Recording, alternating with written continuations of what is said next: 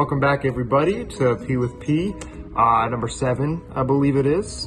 Thank you guys for joining me today. Today we're going to discuss the benefits of studying God's Word, as shown in Psalm 119, verses 9 through 16.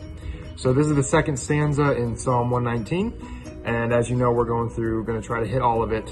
There's 22 stanzas, but we're going to see what happens.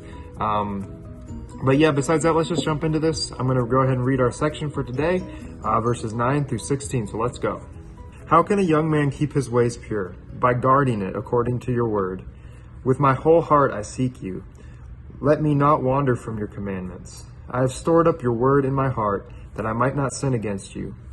Blessed are you, O Lord. Teach me your statutes. With my lips I declare all the rules of your mouth. In the ways of your testimonies I delight, as much as in all riches. I will meditate on your precepts and fix my eyes on your ways. I will delight in your statutes, and I will not forget your word. So we're going to be discussing 3 benefits today of studying God's word that I found in this passage. And number 1 is purity. As you see in verse 9, he says, how can a young man keep his way pure? By guarding it according to your word. Obviously, man can refer to women too.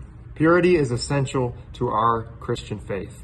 As it says in Colossians 3:15, put to death, therefore, what is earthly in you, sexual immorality, impurity, passion, evil desire, and covetousness. Yeah, that's it. Which is idolatry.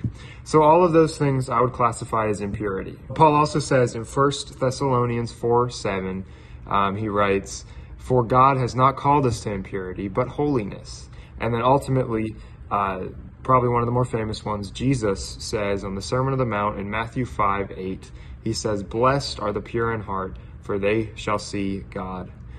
So as you can see, purity is a must.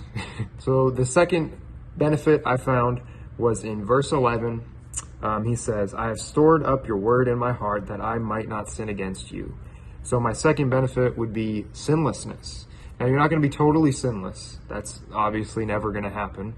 But you will sin less. As you seek God and love him more, you will start choosing him over your sin. It's such a common yet beautiful thing that David says here. He desires to never sin. So he takes the steps that he must, which he says, I have stored your word in my heart. He knows that if he has his word, if he has God's word in his heart, that he will sin less. I think that's just such a beautiful thing that we definitely could take advice from.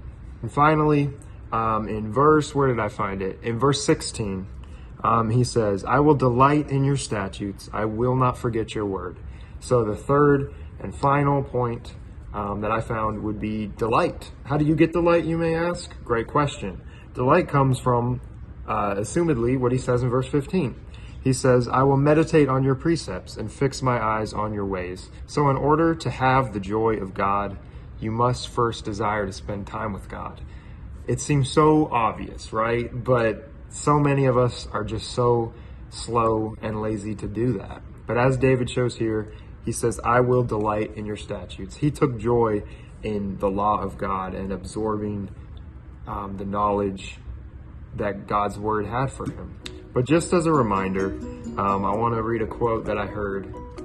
It says, the best of men were men at best. So David was not perfect. He didn't have it all together, yet he strived for that goal of holiness and sinlessness, which Paul talks about in Philippians 3:12.